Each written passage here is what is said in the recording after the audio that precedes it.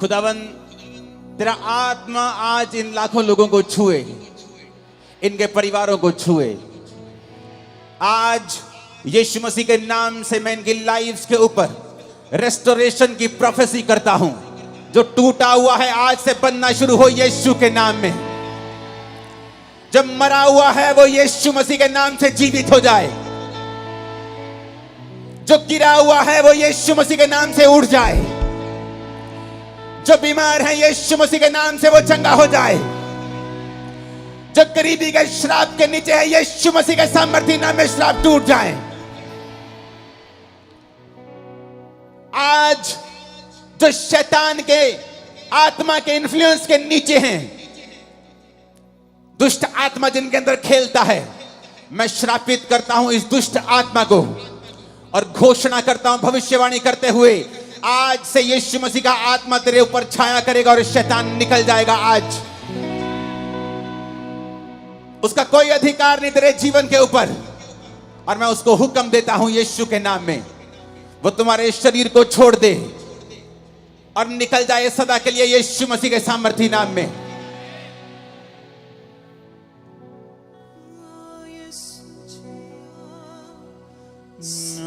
यीशु जिया,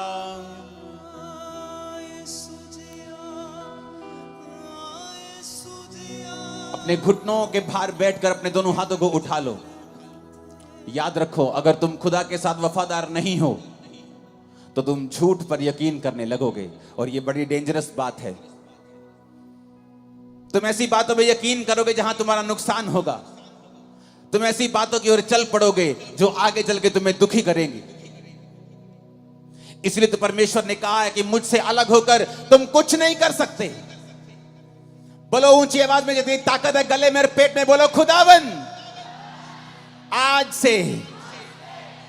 से मैं वही करूं जो तू चाहता है।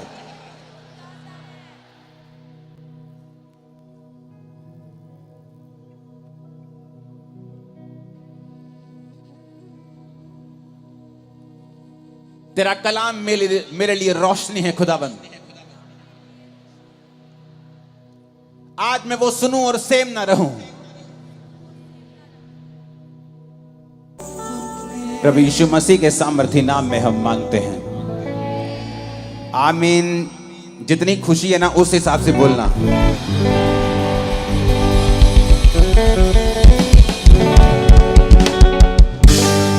स्वागत है अमृतसर चर्च आपका खुदाबंद की प्रेजेंस में। ये वचन मैं घर से तैयार करके नहीं आया जो अब मैं आपको दे रहा हूं यहां पर, क्योंकि जैसे मैंने यहां पे प्रवेश किया पवित्र आत्मा ने कहा इनको बोल कि जो मेरे साथ वफादार नहीं रहते वो झूठ के ऊपर यकीन करने लगते हैं।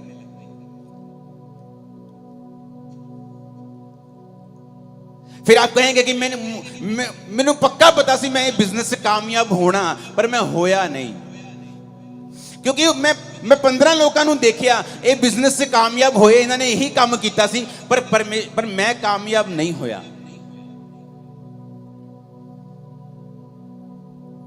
पता नहीं मेरी मैरिज सही जगह क्यों नहीं हुई, पता नहीं मेरी लाइफ में ये क्यों नहीं हुआ। परमेश्वर ने कहा जो मेरे साथ वफादार नहीं है वो झूठ के ऊपर यकीन करने लगते हैं। ऐसा परमेश्वर नहीं चाहता है। एक बाप नहीं चाहता उसका बच्चा गलत दिशा की ओर जाए और बाद में दुख भोगे। लेकिन परमेश्वर के वचन में यह लिखा है कि जब परमेश्वर ने आदम और हवा को बनाया तो परमेश्वर ने कहा आदम और हवा मेरे साथ संगति करेंगे, और मैं आदम और हवा के लिए सारी ब्लेसिंग्स को बना चुका हूं। मैंने अदन का बाग बनाया, मैंने आदम के लिए पक्षी सब कुछ बनाया। आदम को लास्ट में बना के वीआईपी की तरह उस बाग में रख दिया। अब आदम तुम मेरा पीछा करेगा, तुम मेरी संगति करेगा, और मैं सारे सुख जो तेरे लिए ही बनाए गए हैं मैं वो तुझे दे दूंगा। कहीं कभी आपको ऐसा महसूस नहीं हुआ कि ये सारे सुख परमेश्वर ने एक्चुअली में आदम और हवा के लिए बनाए थे? लेकिन आज उन्हीं सुखों के पीछे दुनिया पागल हुई फिरती है, चाहती है कि परमेश्वर मुझे ये सुख दे, लेकिन उनको मिलते नहीं। जब बनाए आप लोगों के लिए गए हैं, जब बनाए आदम के लिए गए हैं, तो फिर मिलते क्यों नहीं? क्योंकि परमेश्वर ने जब सुखों को बनाया तो एक कंडीशन लगाई थी कि जब तक आदम मेरे पीछे रहेगा वो मेरी आराधना करेगा, वो मेरा पीछा करेगा, मेरी बंदगी करेगा, तब तक सारे सुख इसके पीछे रहेंगे। और जब आदम अपना मुंह मेरी ओर फेर लेगा, अपनी पीठ मेरी ओर कर देगा और सुखों की ओर भागने लगेगा, सुखों को बोला गया कि आदम को कभी मत मिलना, क्योंकि ये श्राप परमेश्वर ने पहले ही कह दिया था। परमेश्वर ने कहा जो मुझ पे यकीन नहीं करते और मुझसे भागते हैं, फिर वो झूठ के ऊपर यकीन करने लगते हैं। फिर एक दिन उस बिजनेस का कोलैप्स होना लाजमी है, उस मैरिज का कोलैप्स होना लाजमी है, उस घर का कोलैप्स होना, गिरना लाजमी है, दुखों का आना फिर लाजमी है, क्योंकि हमने परमेश्वर की ओर जो फेस करना था, अपनी पीठ परमेश्वर की ओर कर ली है और परमेश्वर से विमुख हो गए हैं। अरे हमें तो रोज परमेश्वर की संगति करने के लिए बनाया गया है, लेकिन हम संडे भी खुदाबंद के घर में नहीं जा पा रहे हैं।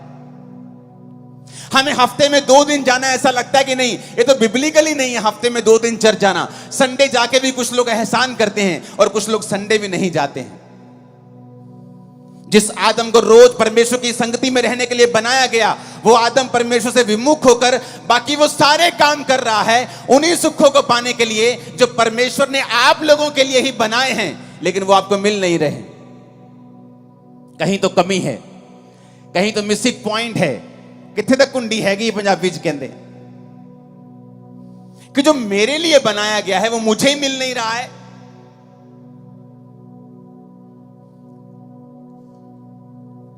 जो वचन मैं आपसे बोलने वाला हूं, अगर आप उसे समझ गए, अगर आप अपनी वर्थ समझ गए कि आप कौन हैं, आप क्या हैं परमेश्वर की निगाह में, जब परमेश्वर आपको देखता है तो किस सोच के साथ और कैसी निगाह के साथ आपको देखता है, अगर आज आप ये वचन समझ गए, आप अपनी जिंदगी में कभी भी फेल नहीं होंगे। मैंने कहा कभी भी। आप 100 बार लड़ेंगे और 100 बार जीतेंगे, एक भी बार फेल नहीं होगा। लड़ाई हमारी किसी व्यक्ति के साथ नहीं, किसी धर्म के साथ नहीं है। मैं आपका धर्म बदलने यहां पे नहीं आया, मैं आपका मन बदलने के लिए आया हूं। क्योंकि जीसस ने जब प्रीच करना शुरू किया तो नहीं कहा धर्म बदल लो, जीसस ने कहा मन फिराओ, मेटामोनियो, अपने सोचने के तरीके को बदल लो। तुम सोचने का तरीका बदल लोगे, मैं तुम्हारी जिंदगी में बड़े काम करूंगा। बाइबल पढ़ के देख लो, हर बड़ा मिरेकल मन फिराने से हुआ है। हन्ना ने मन फिराया, प्रभु के भवन में जाके प्रार्थना करने लगी। पहले क्या करती थी? रोती थी, हस्बैंड से लड़ती थी, दूसरी पत्नी के बच्चे हैं, मेरे को क्यों नहीं है, मैं खाना नहीं खाऊंगी। घर में कलेश होता था, ड्रामाज होते थे, आंसू होते थे, ड्रामाज होते थे, लड़ाइयां होती थी, कलेश होता था, कंट्रोवर्सीज होती थी घर में। और एक दिन हन्ना ने सोच लिया कि मैं अब परमेश्वर के सामने जाऊंगी, और जाकर प्रभु के सामने अपने दिल को खोल दिया और प्रभु से कहा, प्रभु अगर तू मुझे बेटा दे तो मैं तेरी महिमा के लिए उसे दे दूंगी। और प्रभु ने उसकी कोख को खोला, क्योंकि अब वो परमेश्वर के लिए जीना सीख गई थी। अब उसे मालूम होने लगा था कि मेरा जीने का मकसद सिर्फ बच्चे पैदा करना नहीं है, बल्कि यह भी देखना है कि प्रभु को क्या चाहिए, परमेश्वर के राज्य में किस चीज की जरूरत है। क्योंकि उस समय प्रभु को एक नबी चाहिए था, लेकिन किसी का आत्मा खुला नहीं हुआ था। तो परमेश्वर ने हन्ना की कोख को बंद कर दिया कि जब तक तू मेरी आवाज को सुनेगी नहीं आत्मा में और इस संसार में बिजी रहेगी, मैं भी तेरी कोख को बंद करके रखूंगा। बाइबल में कहीं नहीं लिखा है हन्ना की कोख को शैतान ने बंद किया हुआ था। वचन में लिखा है हन्ना की कोख को यहोवा ने बंद करके रखा था, और जब वो यहोवा के सामने जाके प्रार्थना करती है, उसकी कोख को यहोवा ही खोलता है। कई बार आप सोचते हैं क्योंकि आपके रिश्तेदार ने आपकी हेल्प नहीं की, इसलिए आप जिंदगी में अभी तक वहां नहीं पहुंचे। आप सोचते हैं क्योंकि आप शायद अच्छी जाति से नहीं हैं, इसलिए आपके पास जमीन जायदाद नहीं है। आप एक अमीर परिवार में नहीं जन्मे हैं, इसीलिए आप बरकत में नहीं हैं। ये सब शैतानी एक्सक्यूजेस हैं आपकी लाइफ में। हन्ना जब तक ऐसा ही सोचती रही, लड़ती रही, कुड़ती रही, आंसू बहाती रही, उसके आंसू कुछ नहीं कर पाए, कुड़ना कुछ नहीं कर पाया, लड़ना कुछ नहीं कर पाया। जब तक कि वो परमेश्वर की ओर मुड़ नहीं गई। फिर वही पति था, वही गर्भ था, वही घर था, और एक नहीं, उसके बाद कई बच्चे परमेश्वर ने उसे दिए। आज जो वचन आप सुनने वाले हो ना, ये आपको एक बरकत नहीं देगा, ये बरकतों के रास्ते खोल देगा आपकी लाइफ में।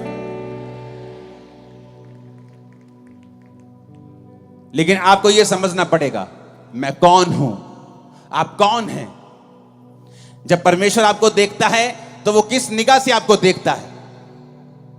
क्योंकि जब आप मेरी ओर देख रहे हैं, आपको लगता है कि मैं स्पेशल इंसान हूं, क्योंकि मैं प्रचार कर रहा हूं, मेरे पास लाखों करोड़ों लोग हैं।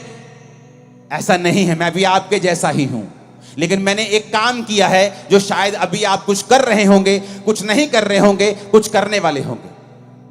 वो काम क्या है? ये समझना कि जब प्रभु मुझे देखता है तो वो कैसे देखता है, मेरी वर्थ क्या है, परमेश्वर मेरे बारे में क्या सोचता है।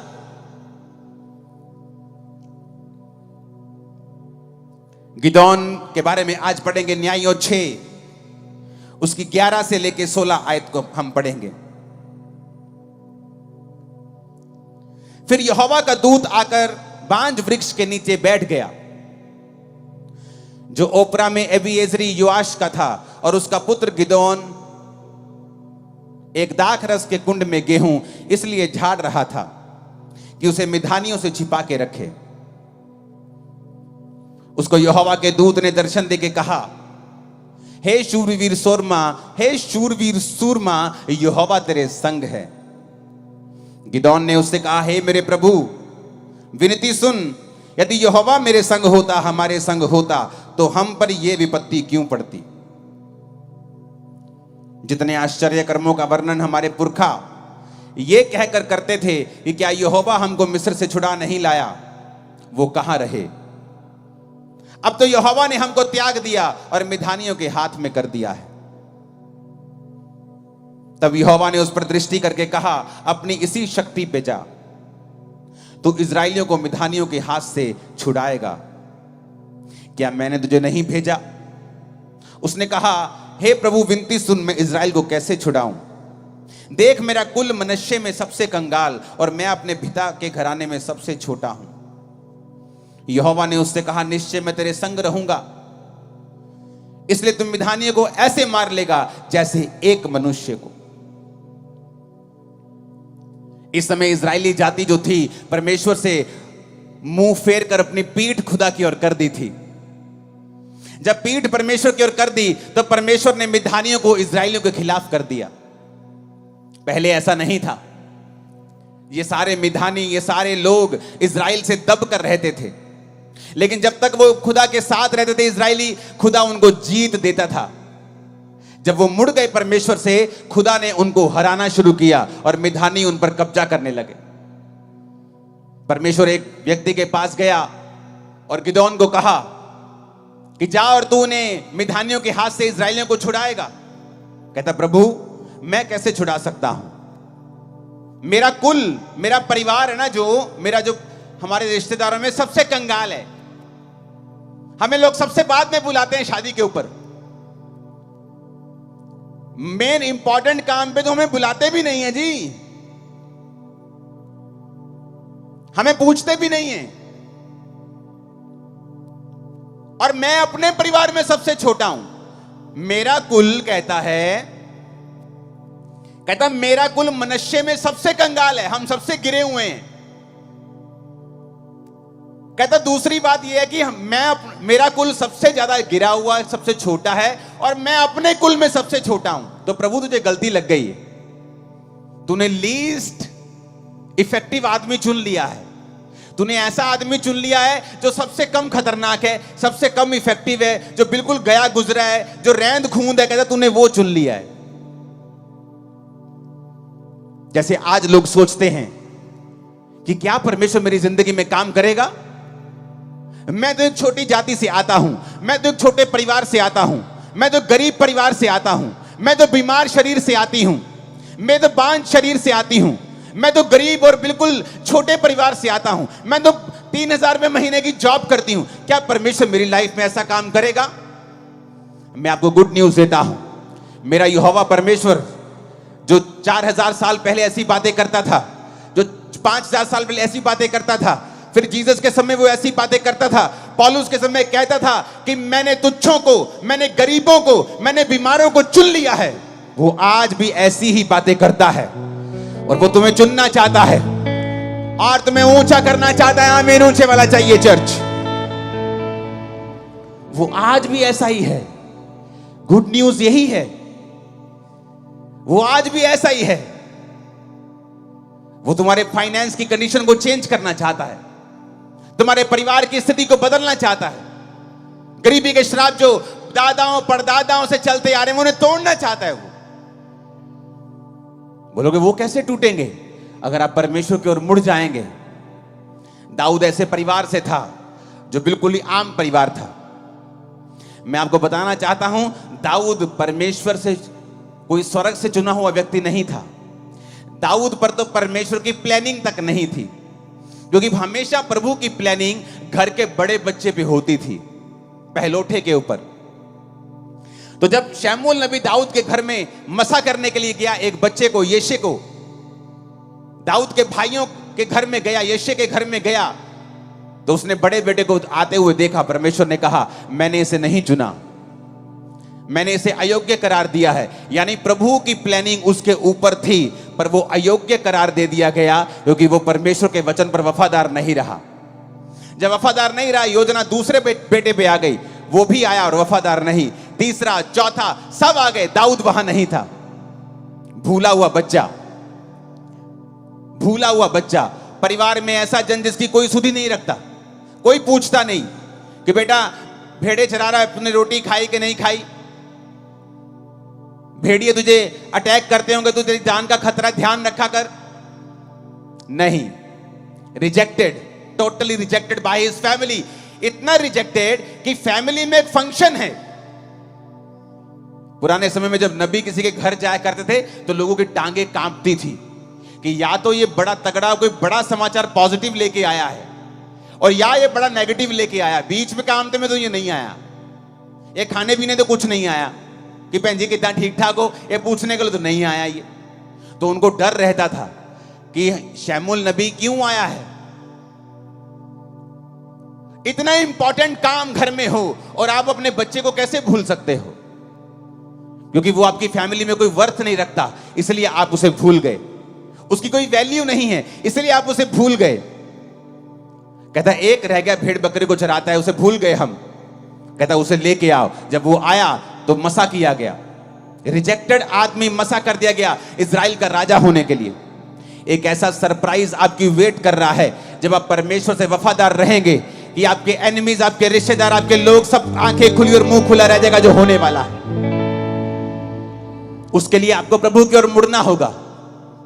दाऊद वफादार रहा, भेड़े चराते भी वफादार था, नहीं कंप्लेंट की परमेश्वर को कि प्रभु मुझे क्या फायदा तुझे मानने का, मेरे भाई तो ऐश करते हैं, तेरी पवित्रता में रहने का क्या फायदा, दूसरे तो ऐश करते हो, राजा की सेना में भी हैं, उनके ऊपर तो बरकत भी ज्यादा है। चट्टान पर घर बनाना आसान नहीं है। आप चट्टान के ऊपर घर बनाते हैं, आपको समय लगता है, पसीना आता है, एफर्ट लगता है, पैसा लगता है, ज्यादा टाइम लगता है, लेकिन जब वो बन जाता है वो गिरता नहीं है। दाऊद का घर जो था वो वचन के ऊपर बना था। आप इजराइल में बहुत कम राजा ऐसा देखेंगे कि जो अपने बुढ़ापे तक अपनी गद्दी पे बैठे रहे और कोई मार के उन्हें उठा नहीं पाया। दाऊद को कोई गद्दी से मार के उठा नहीं पाया, बल्कि वो बूढ़ा होके, कमजोर बूढ़ा जब हो गया तब वो अपनी पूरी उम्र भोग कर परमेश्वर में सोया। जब परमेश्वर आपकी ओर देखता है, उसी गिदोन की तरह देखता है, उसी दाऊद की तरह देखता है।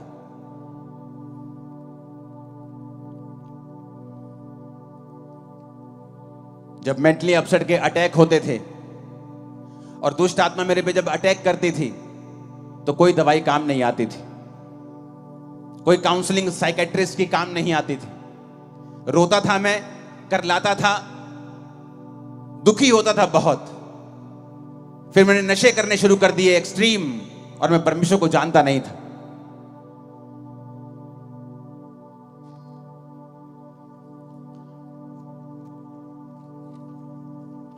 कुछ नहीं मालूम था परमेश्वर के बारे में।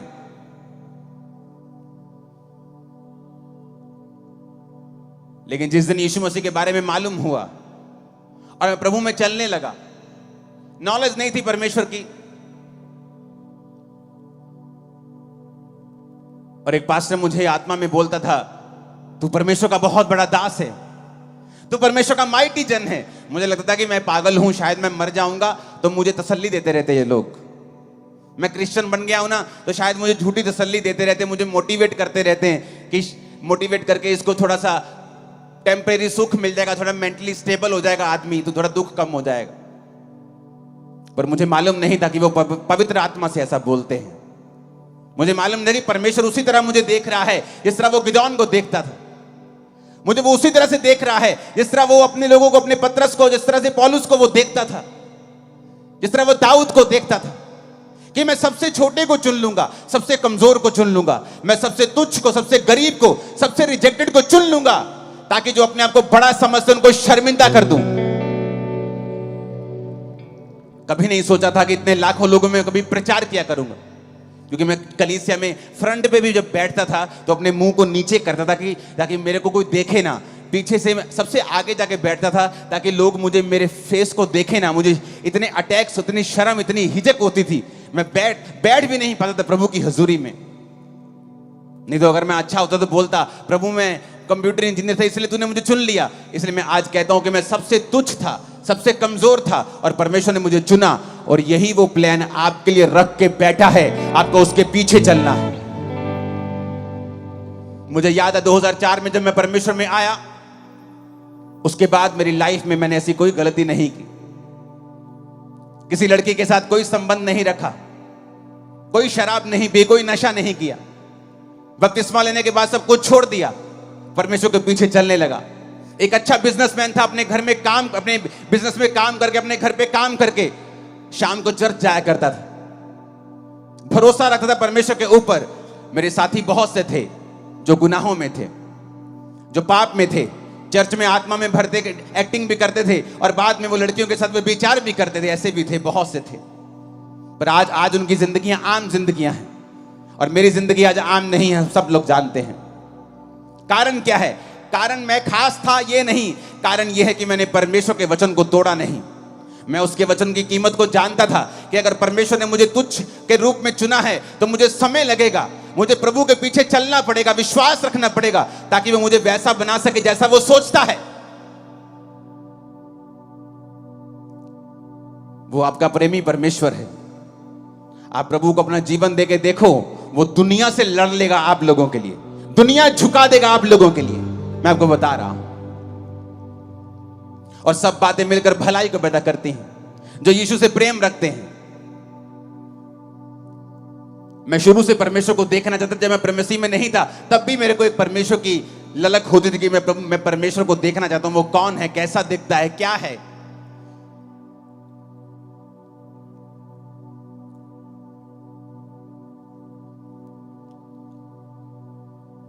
मैं अपनी पढ़ाई में बहुत तेज होता था।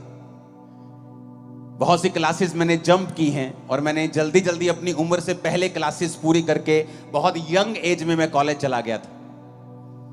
मुझे याद है जब मैं अपनी स्कूल की पढ़ाई को मैंने पूरा किया तो बहुत से दोस्त थे मेरे पास, आके बोले कि हम एक एंट्रेंस टेस्ट देंगे, जहां पर इंजीनियर की सीट मिल जाती है, हम एंट्रेंस टेस्ट देंगे। मैंने कहा ठीक है, मैं भी दूंगा।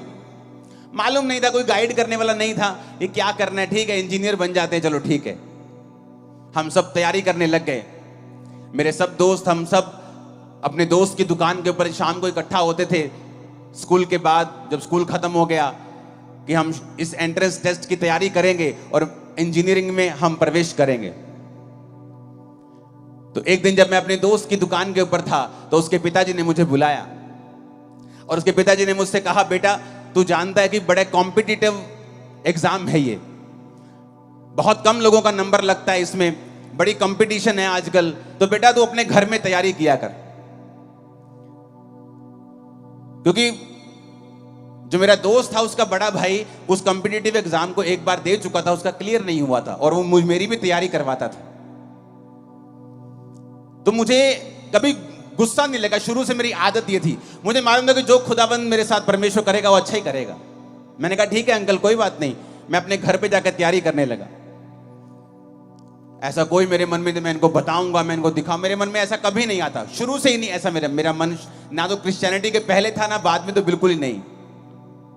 पहले कई बातों में मैं फिर करता था, लेकिन क्रिश्चियनिटी में आने के बाद अगर आप फिर भी ऐसे हैं तो आपको डिलीवरेंस की जरूरत होती है। हमने कुछ महीने एग्जाम की तैयारी की और उसके बाद जब रिजल्ट आया तो मेरे दोस्तों ने कहा रिजल्ट आ गया, रिजल्ट आ गया। मैं कितने है रिजल्ट? अखबार में आता था रिजल्ट उस समय, कहते अखबार से आ गया रिजल्ट। अखबार लेके आए, हम एक धार्मिक स्थान के ऊपर बैठे थे।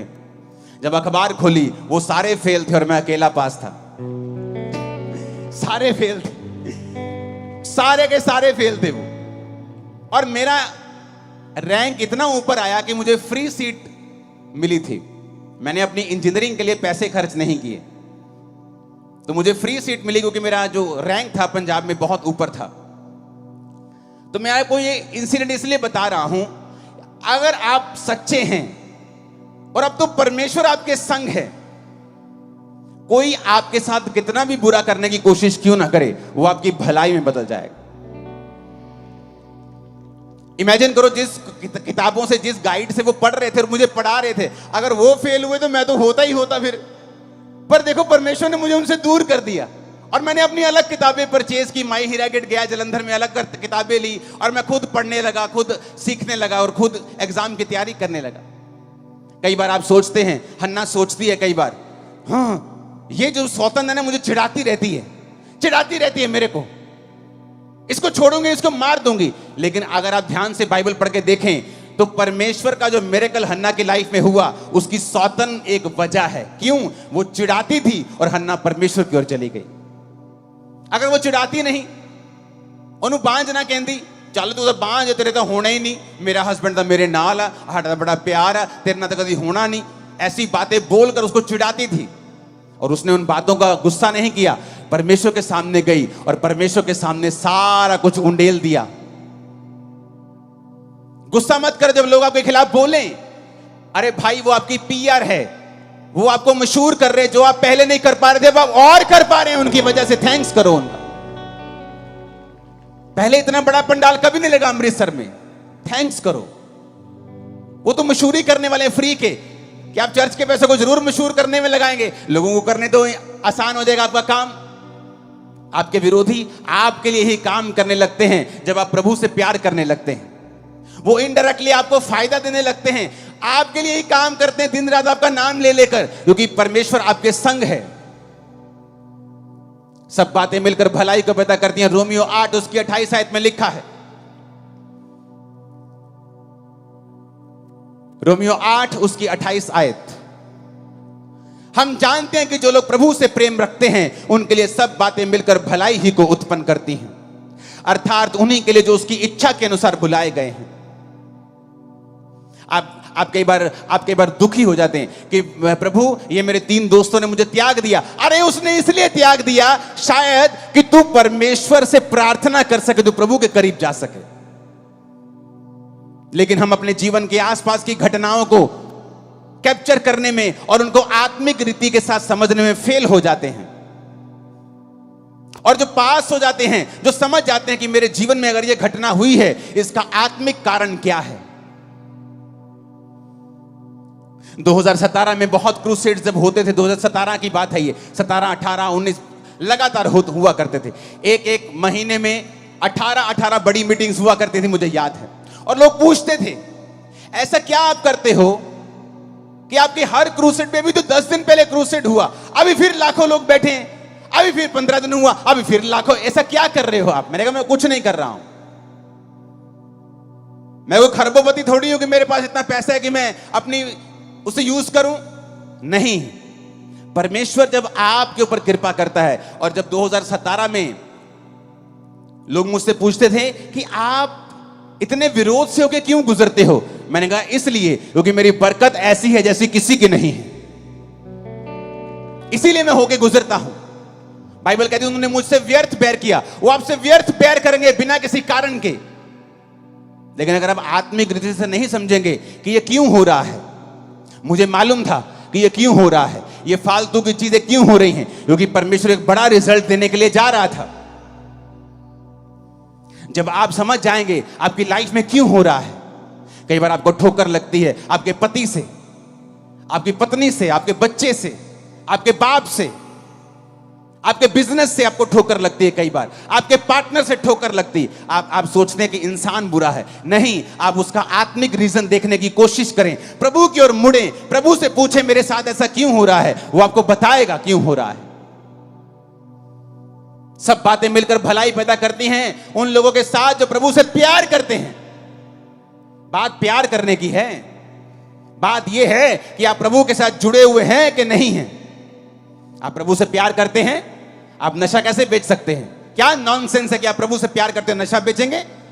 आप ऐसी देह को खराब करेंगे जो प्रभु ने बनाई है? आप ऐसे घर को खराब करेंगे जो परमेश्वर ने रचा है? आप प्रभु से प्यार नहीं करते अगर आप नशा बेचते हैं तो। मैं वैसे संडे चर्च नहीं जाता हूं, लेकिन प्रभु से प्यार करता हूं। आपका बेटा आपसे रोज बात ना करे, आपको 6-6 महीने बाद डैडी बुलाए और 6 महीने बाद बात करे और कहे डैडी बता ना मैं प्यार बहुत करता। आप चर्च नहीं जाते, खुदा से प्यार करते हैं? आपने कभी बाइबल पढ़ के परमेश्वर की, अपने खुदा की, अपने बाप की इच्छा जानने की कोशिश नहीं की? आप कहते हैं आप उससे प्यार करते हैं? नहीं, आप उससे प्यार नहीं करते हैं। यीशु ने कहा जो मुझसे प्यार करता है मेरी आज्ञाओं को मानेगा। बात यह है अगर आप परमेश्वर के द्वारा चुने गए हैं तो चुने हुए के लायक काम करें। चुना हुआ अपनी लड़ाई आप नहीं लड़ता, नालायको, वो लड़ता, खुदा लड़ता है उसके लिए। लेकिन हमारे बीच में लोग हैं जो अपनी लड़ाई खुद लड़ना चाहते हैं। पौलुस कहता है निर्बुद्धि गलातियों, तुमने किसने मोह लिया? हे मूर्खों, तुमने किसने मोह लिया कि तुम अपनी लड़ाई खुद लड़ रहे हो? खुदा को लड़ने दो, ऐसा रिजल्ट आएगा, आंखें खुली रह जाएंगी। खुदा को लड़ने दो।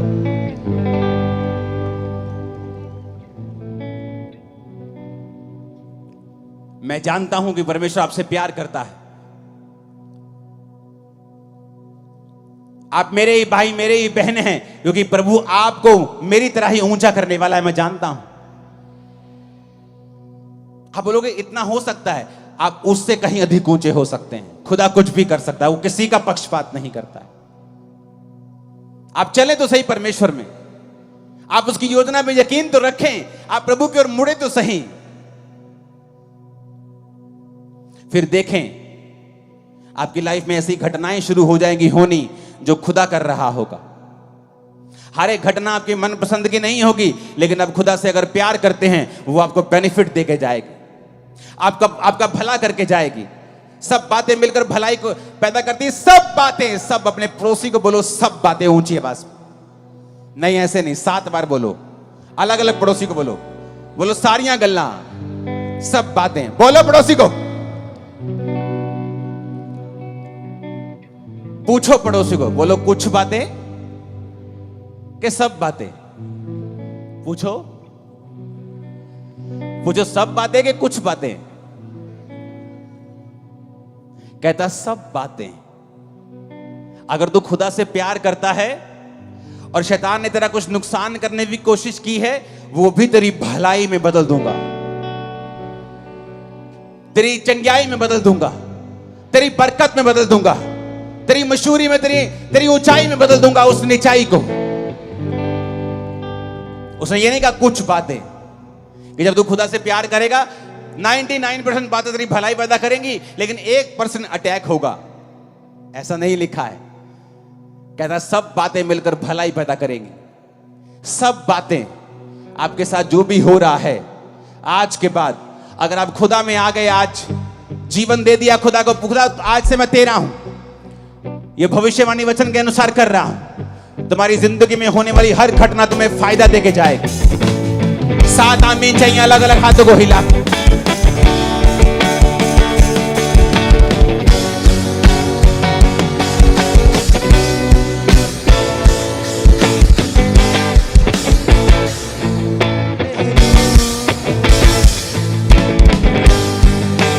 फिर से आमीन बोलो, हाथों को उठा के फिर से 7 बार।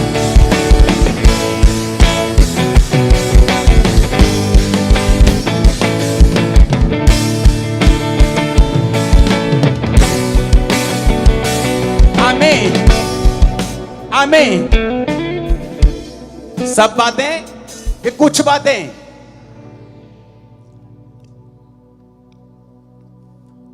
मुझे सुनना नहीं, सब बातें कि कुछ बातें? नहीं, पीछे तक बोलो, आधा किलोमीटर तक। सब बातें कि कुछ बातें? नहीं, फिर से बोलो, सब बातें कि कुछ बातें? यही है गुड न्यूज खुदाबंद की कि तुम्हारी पीठ के ऊपर कोई टांग मारेगा ये सोच के किसी को गिराते हैं, तुम्हारा कुप निकल जाएगा और तुम और ऊंचे हो जाओ। कुपड़े दे लत मारी दे कुपड़ा हो गया सीधा ते कानून खुदाबंद सीधा करन जा रहे यीशु मसीह दे सामर्थी नाम दे विच। मैं क्या कुपड़े दे लत मारी कुपड़ा हो गया सीधा, खुद सीधे होने वाले हो यीशु मसीह दे सामर्थी नाम दे विच। आमीन। खड़कन वाला चाहिए शैतान दे कन्ना च। मैं क्या कुपड़े दे लत मारी कुपड़ा हो गया सीधा, खुदाबंद तुहानू सीधा करन जा रहा परमेश्वर यीशु दे नाम दे विच मैं भविष्यवाणी करदा हां। कंडीशन एक ही है, क्या मैं खुदा से प्यार करता हूं कि नहीं? मैं छोटा हूं, मेरा कुल छोटा है, मेरा परिवार छोटा है, मेरा फलाना, मैं पढ़ा लिखा नहीं हूं, मैं गोरा नहीं हूं, मैं ऊंचा नहीं हूं, मैं लंबा नहीं हूं, मैं छोटा, मैं इधर से उधर से, सब नॉनसेंस है। आप खुदा की महिमा के अनुसार उसकी सब रूप में बनाए गए हैं। आप आम इंसान नहीं है, आप बेस्ट हो, आप अपना बेस्ट वर्जन हो जो खुदा ने बनाया, आपको शैतान ने नहीं बनाया। मैं आपको बता रहा हूं,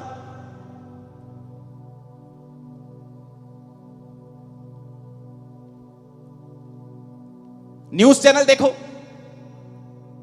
वो औरतों ने उन बंदों को कत्ल करवा दिया अपने हस्बैंड्स का जो उनके बॉयफ्रेंड से कहीं अधिक सुंदर थे। इसका मतलब सुंदरता आपको अच्छा पार्टनर नहीं दिला सकती।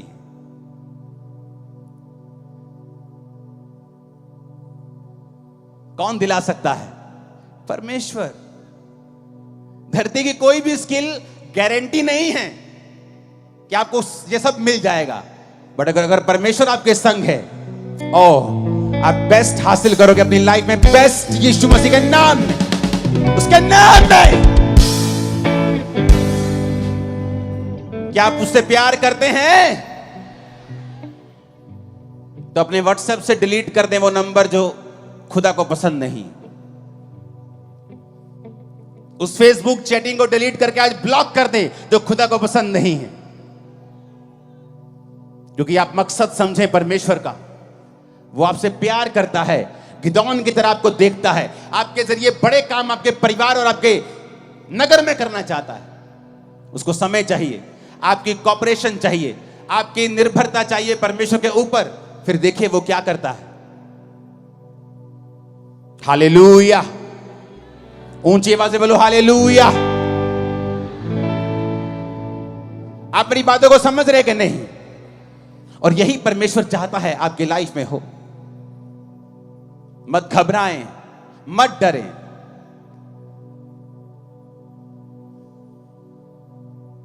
अब आपके साथ वैसा नहीं होगा। अगर आप मसीह में अपना जीवन दे देंगे ना, अब आपके साथ वैसा नहीं होगा जैसा मसीह में ना होने से पहले आपके साथ हुआ करता था, और आपको नुकसान हुआ करता था, आपकी बेइज्जती हुआ करती थी। अब ऐसा नहीं होगा। क्यों? वचन में लिखा है। वचन में लिखा है। कहां लिखा है? मैं आपको बताता हूं कहां लिखा है।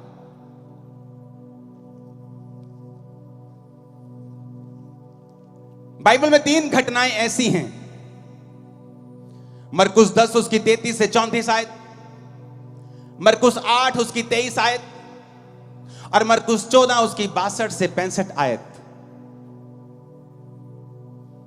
जहां पर परमेश्वर ने मरकुस 10 उसकी 33-34 में कहा है, देखो हम यरूशलेम को जाते हैं और मनुष्य का पुत्र प्रधान याजकों और शास्त्रियों के हाथ पकड़वाया जाएगा।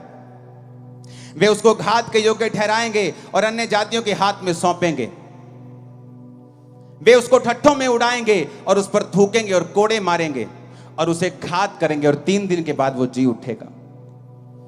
यीशु ने कहा, यानी मैं जाऊंगा तो मुझे वो ठट्ठों में उड़ाएंगे, मेरा मजाक उड़ाएंगे, मुझ पे थूकेंगे।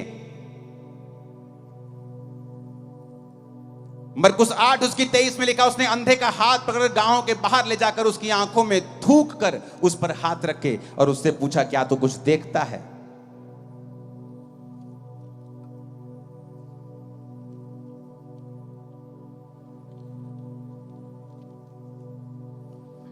मरकुस 14 उसकी 62 से 65 में लिखा है, यीशु ने कहा, मैं हूं, तुम मनुष्य के पुत्र को सर्वशक्तिमान की दाहिनी ओर बैठे और आकाश के बादलों के साथ आते देखोगे। तब महायाजकों ने अपने वस्त्र फाड़कर कहा, अब हमें गवाहों का क्या प्रयोजन, हमने निंदा सुनी है।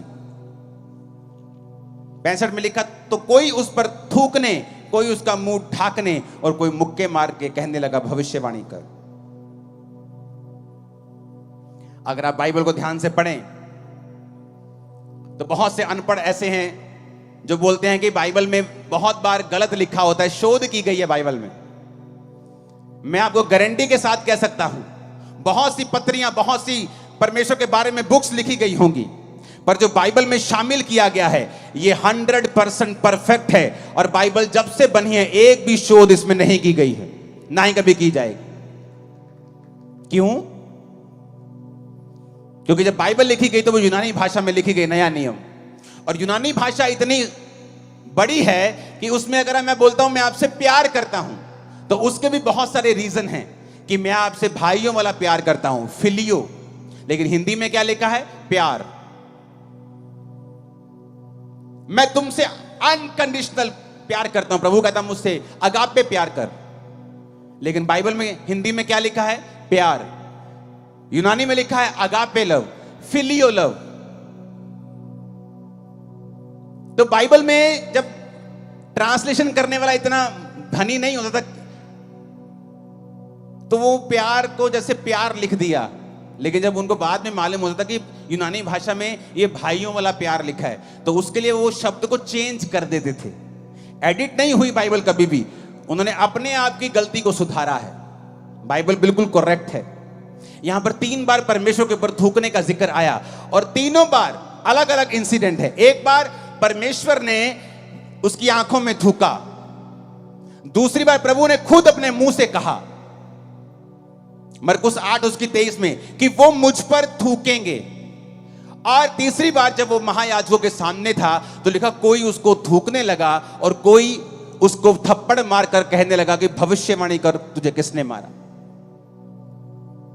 अगर हम शब्दों को पढ़ेंगे, जहां जहां परमेश्वर ने अंधे पे थूका और जहां जहां परमेश्वर के ऊपर थूका गया, तो जहां परमेश्वर ने कहा कि वो मुझ पर थूकेंगे, वो है यूनानी भाषा का शब्द M2O,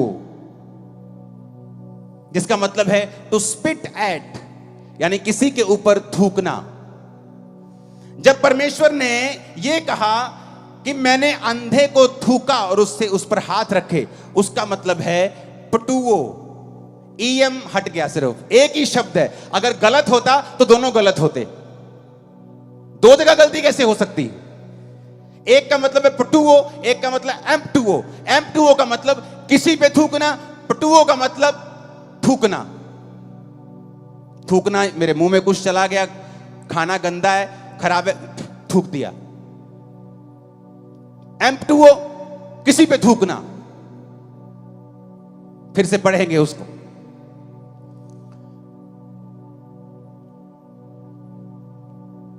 परमेश्वर ने कहा वो मुझ पे थूकेंगे, M2O, थू। पता है क्यों? यहूदी ट्रेडिशन था एक, कि जब किसी यहूदी को लगता था कि ये आदमी एक मॉकरी है, ये आदमी परमेश्वर से, ये पापी है, इसको प्रभु की लानत पड़ी है, तो वो उस पर थूकते थे। ये उनका ट्रेडिशन था, थूकते थे उस पे। बहुत सारे आप पुराने नियम में देखोगे तो लोगों जो पापी थे उन पे थूकते थे, पापियों के ऊपर थूक देते थे। थूकना मतलब धिक्कार है तेरे ऊपर, तो उसका मतलब है M2O, थूकना, फोर्सफुली किसी के ऊपर, टू स्पिट एट। लेकिन जब जीसस ने थूका एक व्यक्ति के ऊपर, तो वो है पटुओ, 44वां शब्द, इसका मतलब है टू स्पिट, थूकना। जैसे मुंह में कुछ गलत चला गया, हम थूक देते हैं। किताब का पन्ना करते हैं तो थूक थूक के लगा के करते हैं, इसका मतलब है पटुओ।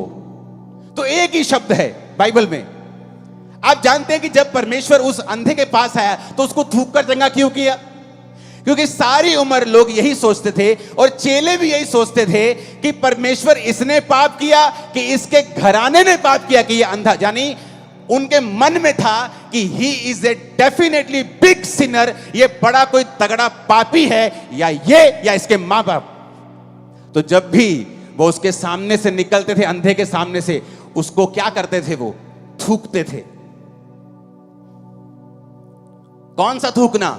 जो जीसस पे थूका गया, M2O, टू स्पिट एट, थू, लांती, थूक के जाते थे।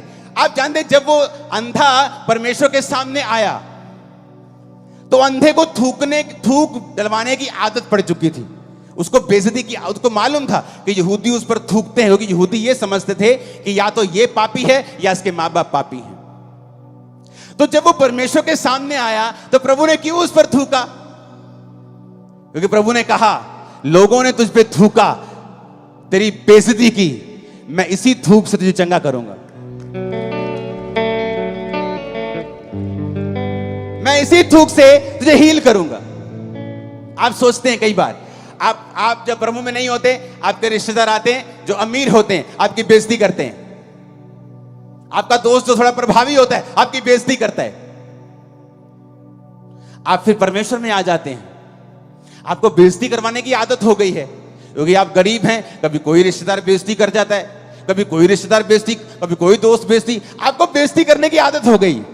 जब वो जीसस आपकी लाइफ में आते हैं तो आप घबरा जाते हैं, आपको लगता है कि मैं मसीह में आऊंगा, मेरी फिर बेइज्जती हो जाएगी, लोग मुझे फिर बुरा बोलेंगे। जीसस ने कहा, वो थूक जो लोग तुझ पे मारते थे तेरी बेइज्जती के लिए थी, मेरी तेरी हीलिंग के लिए है। वो बेइज्जती जो तेरे रिश्तेदार तेरी करते थे तेरी बेइज्जती के लिए थी, लेकिन अब जो तू मेरे राज्य के लिए सहेगा वो तेरी ऊंचाई में जाने के लिए होगी, तेरी चंगियाई के लिए होगी, तेरी बरकत के लिए होगी। हालेलुया! फर्क है, फर्क है, फर्क है, फर्क है, फर्क है, जमीन आसमान का फर्क है। वो थूक जो बेइज्जती करने के, थू, लानती, थू। जब वो अंधा परमेश्वर के सामने आया तो परमेश्वर ने जब थूका उसे लगा फिर होगी बेइज्जती। प्रभु ने कहा बेइज्जती नहीं होगी बेटा, उनकी थूक तेरे को लानत देती थी, मेरी तुझे चंगा करेगी। पहले बेइज्जती होती थी तो बेइज्जती होती थी, अब यीशु मसीह के नाम के कारण जब होगी तो इज्जत बढ़ेगी 1000 गुना। लोग तुम्हारी एक टांग खींच के तुम्हें 10 फुट नीचे करना चाहेंगे और खुदा तुम्हें 1000 फुट उन्हीं के सामने ऊंचा कर देगा और शर्मिंदा करेगा तेरे सारे विरोधियों को। उसने कहा अलग है, फर्क है, फर्क है। मैंने कहा M2O, टू स्पिट एट, इसने पाप किया होगा, थू कर दो। इसके बाप दादों ने पाप किया होगा, उसको आदत थी थूकवाने की। इसीलिए जब जीसस को पकड़ के रखा गया था तो लिखा उस पर थूका गया। क्यों? क्योंकि यह ट्रेडिशन था, उनको आदत थी पापियों के ऊपर थूकने की। यहां तक कि चेले भी यही समझते थे कि इसने पाप किया है। प्रभु ने कहा नहीं, ना इसने पाप किया ना इसके घराने ने पाप किया, कुछ इसलिए अंधे जन्मे कि मेरे काम प्रकट हो। फर्क है, there is a huge difference, very huge. मसीह के कारण बेइज्जती होगी तो वो बेइज्जती मत करना उसको, वो तुम्हारा बीज है 1000 गुना इज्जत काटने का, और ऐसी इज्जत काटने का कि विरोधी कुछ भी कर लेंगे वो कम नहीं होगी, वो बढ़ेगी। हालेलुया! ऊंची आवाज में बोलो हालेलुया! अगर वचन को समझ जाओगे तो गलती नहीं करोगे, सिद्ध बन के चलोगे और खुदा तुम्हारे साथ होगा। तैयार हो परमेश्वर के पीछे चलने के लिए? परवाह मत करना, अगर यीशु मसीह के नाम के कारण कुछ आता है तो उसे ले लेना, with gratitude, with thank you, क्योंकि वो तुम्हें ऐसी जगह लेके जाने वाला है जहां तुम अपनी ताकत से पहुंच नहीं सकते थे।